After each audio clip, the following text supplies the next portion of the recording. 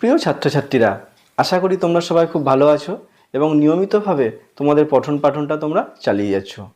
2025-এ যারা মাধ্যমিক পরীক্ষা দেবে তাদের জন্য ইতিহাস বিষয়ের একটি গুরুত্বপূর্ণ প্রশ্ন নিয়ে আজকে আমি আলোচনা করব। বাংলার নবজাগরণ সম্পর্কিত বিতর্কটি নিয়ে আলোচনা। আবার কোনো কোনো ক্ষেত্রে এই প্রশ্নটি এমনভাবেও আসতে পারে যে বাংলার নবজাগরণ ছিল কলকাতা কেন্দ্রিক, বিশ্লেষণ করো। তো পুরো এই বিষয়টা অর্থাৎ বিতর্ক, নবজাগরণ সম্পর্কিত বিতর্ক বা কলকাতা কেন্দ্রিক কিনা সেই বিষয়টা নিয়ে আলোচনা করব। আলোচনার পূর্বে আমাদের জেনে নেওয়া দরকার যে এই নবজাগরণ বিষয়টা কি বা কিভাবে নবজাগরণ ঘটেছিল। ফরাসি শব্দ রেনেসাঁ, সেই রেনেসাঁ থেকে বাংলা প্রতিশব্দ হিসাবে নবজাগরণ কথাটির উৎপত্তি বা উদ্ভব ঘটেছে। 1453 খ্রিস্টাব্দে বাইজান্টাইন সাম্রাজ্যের পতন ঘটে। বাইজান্টাইনের রাজধানী কনস্টান্টিনোপল, তুর্কি মুসলিমদের আক্রমণে সেই কনস্টান্টিনোপলের পতন ঘটে। তো কনস্টান্টিনোপলে যখন পতন ঘটল, সেখানকার যারা শিল্পীগণ তাদের শিল্পকর্ম নিয়ে ইতালিতে চলে আসেন, বিশেষ করে ইতালির ফ্লোরেন্স শহরে তারা চলে আসেন। তাদের উদ্যোগেই মূলত পঞ্চদশ শতকে ইতালিতে এক বৌদ্ধিক পরিবর্তন সূচিত হয়। সেই পরিবর্তন বা অগ্রগতি, তার নামই ইতিহাসে নবজাগরণ বা রেনেসাঁ নামে পরিচিত। এই নবজাগরণ অর্থাৎ ইতালির এই নবজাগরণ শিল্প, সাহিত্য, সমাজ, ধর্ম প্রভৃতি ক্ষেত্রে চরম উৎকর্ষ ধারণ করেছিল বা চরম উৎকর্ষতা লাভ করেছিল। তো কালক্রমে সেই ইতালি কেন্দ্রিক নবজাগরণটা বা রেনেসাঁটা সমগ্র ইউরোপে ছড়িয়ে পড়েছিল। পরবর্তীকালে ভারতবর্ষে পাশ্চাত্য শিক্ষার অনুপ্রবেশ ঘটলে ঊনবিংশ শতকের প্রথম দিকে সেই ঔপনিবেশিক শাসনের হাত ধরে এবং তাদের পাশ্চাত্য শিক্ষার হাত ধরে বাংলা সংস্কৃতি ও চিন্তার ক্ষেত্রে এক সুদূর প্রসারী পরিবর্তন ঘটেছিল। এই সুদূর প্রসারী পরিবর্তনকে ঐতিহাসিকেরা বাংলার নবজাগরণ বলে অভিহিত করেছেন। বাংলার বিভিন্ন ক্ষেত্রে অর্থাৎ সাহিত্য, শিল্প, ধর্ম, সমাজ প্রভৃতি ক্ষেত্রে এই বৌদ্ধিক পরিবর্তনটা লক্ষ্য করা গিয়েছিল। তো সেই পরিবর্তনটাকে ঐতিহাসিকেরা নবজাগরণ বা বাংলার নবজাগরণ বলে উল্লেখ করেছেন। তো এই নবজাগরণের বিষয়টা আমি খুব সুন্দর করে তোমাদের যে প্রশ্ন উত্তর খুব সুন্দর করে এবং সহজ করে বোঝানোর চেষ্টা করছি। ঊনবিংশ শতকের প্রথম দিকে ভারতে ঔপনিবেশিক শাসন ব্যবস্থা প্রতিষ্ঠা এবং সাথে সাথে পাশ্চাত্য শিক্ষার বিস্তার ঘটলে বাংলার সংস্কৃতি জগতে এবং চিন্তার জগতে এক সুদূর প্রসারী পরিবর্তন ঘটেছিল। পাশ্চাত্য শিক্ষার সংস্পর্শে এসে সাহিত্য, দর্শন, জ্ঞান বিজ্ঞান, গণিতশাস্ত্র প্রভৃতি ক্ষেত্রে এই সুদূর প্রসারী পরিবর্তন ঘটেছিল।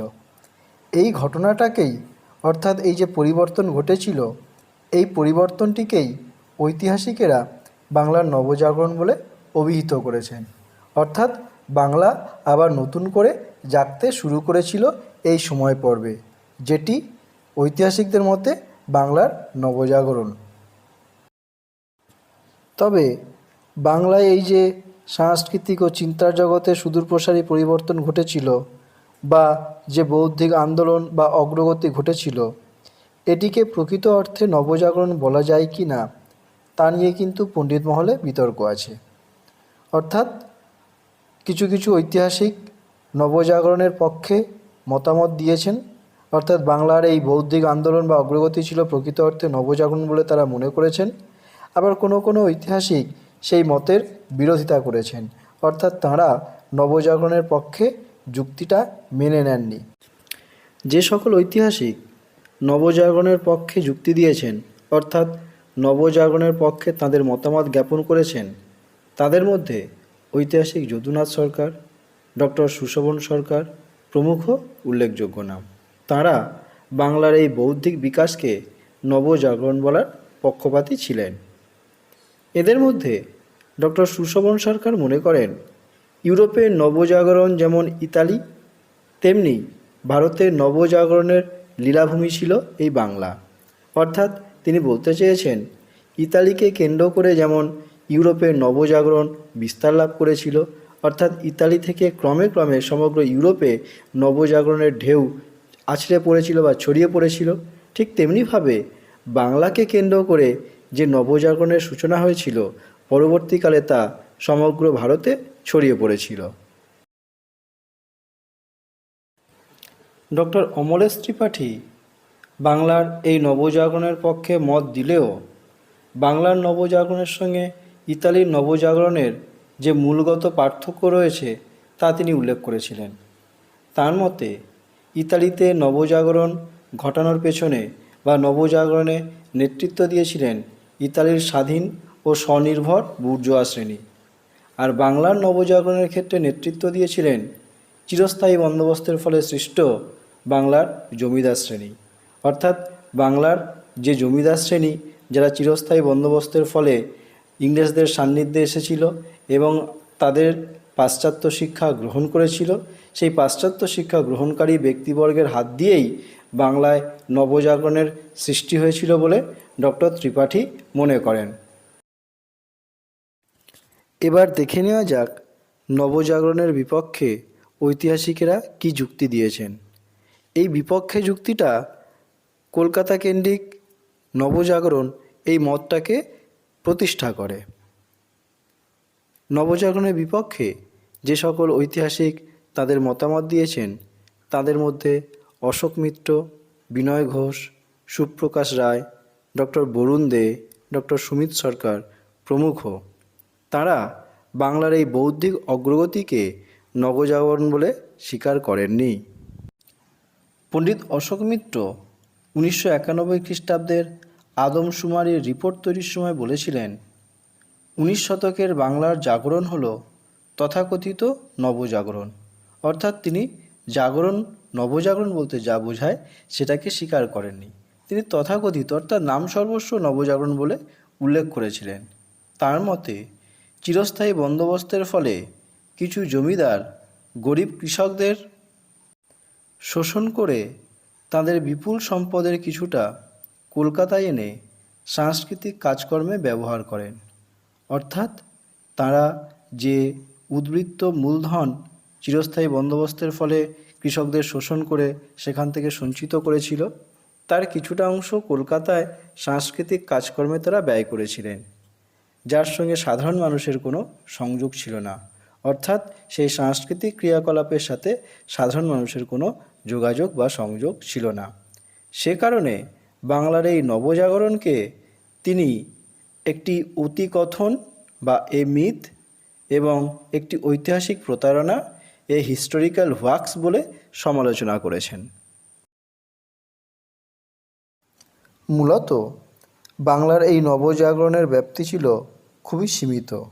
অর্থাৎ অল্প পরিসরের মধ্যে এই নবজাগরণের বৈশিষ্ট্য লক্ষ্য করা যায় এবং তা ছিল প্রধানত শহরকেন্দ্রিক, এবং গ্রাম বাংলায় এই নবজাগরণের প্রভাব সেভাবে লক্ষ্য করা যায়নি। মূলত শহরকেন্দ্রিক অর্থাৎ শহরের মধ্যে সীমাবদ্ধ ছিল। বিশেষ করে কলকাতা শহরকেন্দ্রিক অর্থাৎ কলকাতার মধ্যে এই নবজাগরণের প্রভাবটা, যতটুকু নবজাগরণের প্রভাব ছিল সেটা কলকাতা শহরের মধ্যেই সীমিত ছিল। কেননা গ্রাম বাংলার বৃহত্তর জনগোষ্ঠী এই নবজাগরণের কোনো সুফল পায়নি। অর্থাৎ গ্রাম বাংলায় এই নবজাগরণের কোনো প্রভাব কিন্তু লক্ষ্য করা যায়নি। কলকাতা শহরকেন্দ্রিক পাশ্চাত্য শিক্ষায় শিক্ষিত ব্রিটিশ আশ্রিত প্রগতিশীল নাগরিক সমাজ দ্বারাই এই আন্দোলন পরিচালিত ও প্রভাবিত হয়েছিল। অর্থাৎ পাশ্চাত্য শিক্ষায় শিক্ষিত বাঙালি যারা কলকাতাতেই বসবাস করত এবং ব্রিটিশ আশ্রিত অর্থাৎ ব্রিটিশদের দ্বারা বিভিন্নভাবে তারা লাভবান হয়েছিল, মূলত তাঁরাই বাংলার এই তথাকথিত নবজাগরণকে পরিচালনা করেছিলেন এবং প্রভাবিত করেছিলেন। ঐতিহাসিক ব্রুমফিল্ড বলেছেন, 19 শতকের বাংলার নবজাগরণে যারা সামিল হয়েছিলেন তারা আসলে মধ্যবিত্ত ভদ্রলোক। অর্থাৎ ঐতিহাসিক ব্রুমফিল্ডের মতে বাংলার যে নবজাগরণ ঘটেছিল 19 শতকে, সেই নবজাগরণে যারা সামিল হয়েছিল অর্থাৎ সেই নবজাগরণে যারা অংশগ্রহণ করেছিলেন তারা ছিলেন মধ্যবিত্ত ভদ্রলোক। এরা গ্রাম ও শহরের হাজার হাজার দরিদ্র মেহনতি মানুষের সঙ্গে কোনো সম্পর্ক রাখেননি। অর্থাৎ সাধারণ মানুষের সংস্পর্শে এরা কিন্তু ছিলেন না। সেই গ্রামের সাধারণ মানুষ হোক বা শহরের সাধারণ মানুষ হোক, তাদের সাথে এদের কোনো সম্পর্ক ছিল না। ব্রিটিশ শাসকদের সৃষ্টি এই মধ্যবিত্ত শ্রেণী নিজেদের তৈরি দ্বীপেই আবদ্ধ ছিলেন। অর্থাৎ এই মধ্যবিত্ত শ্রেণী তারা নিজেদের একটা যে পরিচিত গণ্ডি তৈরি করেছিলেন, সেই গণ্ডির মধ্যেই এরা সীমাবদ্ধ ছিলেন এবং সেই গণ্ডির মধ্যেই এই নবজাগরণের প্রভাবটা পরিলক্ষিত হয়েছিল। বাংলার নবজাগরণের পক্ষে ও বিপক্ষে যুক্তিগুলির পরে আমরা এর মূল্যায়নের দিকে আলোকপাত করতে পারি। বিশিষ্ট মার্ক্সবাদী ঐতিহাসিক ডক্টর রজনীপাল দত্ত তাঁর ইন্ডিয়া টুডে গ্রন্থে এই নবজাগরণের পৃষ্ঠপোষকদের উচ্চ প্রশংসা করেছেন। অর্থাৎ রজনীপাল দত্ত তাঁর গ্রন্থে নবজাগরণের পৃষ্ঠপোষক যারা, অর্থাৎ যাদের হাত দিয়ে বাংলার এই নবজাগরণ সৃষ্টি হয়েছিল, তাদের প্রশংসা করেছেন। কিন্তু সত্যানুসন্ধান করতে গিয়ে অনেকের মনে হয়েছে বাংলার এই নবজাগরণের উদ্যোক্তারা উৎপাদনশীল উদ্যোক্তা রূপে আত্মপ্রকাশ করেননি। অর্থাৎ বাংলার এই নবজাগরণের পৃষ্ঠপোষক যারা ছিলেন তারা উৎপাদনশীল উদ্যোক্তা, অর্থাৎ কোনো জিনিস, বিশেষ করে জমিদার শ্রেণীর অন্তর্ভুক্ত তারা ছিলেন, ফলে কৃষিকাজের দিকে তারা বিশেষ করে নজর দেননি। সেদিকে যদি নজর দিতেন তাহলে আরও অনেক উন্নতি হতো, কারণ তারা ব্রিটিশের ওপর নির্ভরশীল ছিলেন এবং একই সঙ্গে যে নবজাগরণ আত্মপ্রকাশ করেছিল সেটা নতুন রূপে আসেনি। ব্রিটিশদের উপর নির্ভরশীল হওয়ার কারণে ব্রিটিশদের অনুকরণ করার দিকে তারা বেশি নজর দিয়েছিলেন। তা সত্ত্বেও সুশোভন সরকার বলেছেন, নবজাগরণের জন্য দেশের ঐতিহ্য মহিমান্বিত হয়েছে। অর্থাৎ বাংলার এই নবজাগরণ দেশের ঐতিহ্যকে গর্বিত করেছে, দেশের ঐতিহ্যকে সুনামমণ্ডিত করেছে। ডক্টর অনিল শীল এই নবজাগরণকে একটি এলিটিস্ট আন্দোলন বলে অভিহিত করেছেন।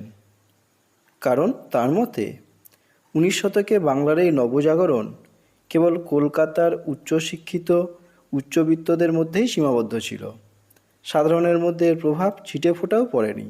সেই কারণে তিনি এই নবজাগরণকে এলিটিস্ট আন্দোলন বলে উল্লেখ করেছেন। ডক্টর বরুণ দে বলেছেন, বাংলার নবজাগরণকে জ্ঞানদীপ্তি বলা যায়, রেনেসাঁস বলা যায় না। অর্থাৎ রেনেসাঁস বলতে যে পরিবর্তন বোঝায়, সেই পরিবর্তন কিন্তু বাংলার নবজাগরণের ক্ষেত্রে লক্ষ্য করা যায় না। কারণ শহরকেন্দ্রিক ব্রিটিশ শাসনে শহুরে শিক্ষিত শ্রেণীর লাভ হয়েছিল। যারা শহরে বসবাস করছিল এবং শিক্ষিত হয়েছিল, পড়াশুনো শিখেছিল, তাদের মধ্যে এই নবজাগরণের প্রভাবটা লক্ষ্য করা গিয়েছিল। গ্রাম যে তিমিরে সে তিমিরেই থেকে গিয়েছিল বাংলার এই নবজাগরণ পর্বে। অর্থাৎ বাংলার এই নবজাগরণ যখন ঘটেছিল তখন গ্রামীণ এলাকায় তার কোনো প্রভাব পড়েনি। সেই এলাকা নবজাগরণের পূর্বে যেমন ছিল, নবজাগরণ ঘটার পরেও একই রকম থেকে গিয়েছিল। নবজাগরণ সম্পর্কিত যে বিতর্ক, সেই প্রশ্নের আলোচনাটি আমি খুব সহজভাবে তোমাদের সামনে তুলে ধরার চেষ্টা করেছি। আশা করি বিষয়টি তোমরা বুঝতে এবং কেমন লাগলো অবশ্যই সেটা কমেন্ট করে আমাকে জানাবে। যদি তোমাদের কোথাও বুঝতে অসুবিধা হয় সেটাও অবশ্যই আমাকে জানাবে। আমি চেষ্টা করব তোমাদের সেই অসুবিধাগুলো দূর করে আরও সহজভাবে পরবর্তী প্রশ্নগুলো আলোচনা করার। এবং সবশেষে বলি, ভিডিওটি তোমাদের ভালো লেগে থাকলে অবশ্যই লাইক করবে, শেয়ার করে দেবে, আর যারা এখনও সাবস্ক্রাইব করোনি তারা চ্যানেলটি সাবস্ক্রাইব করে দেবে।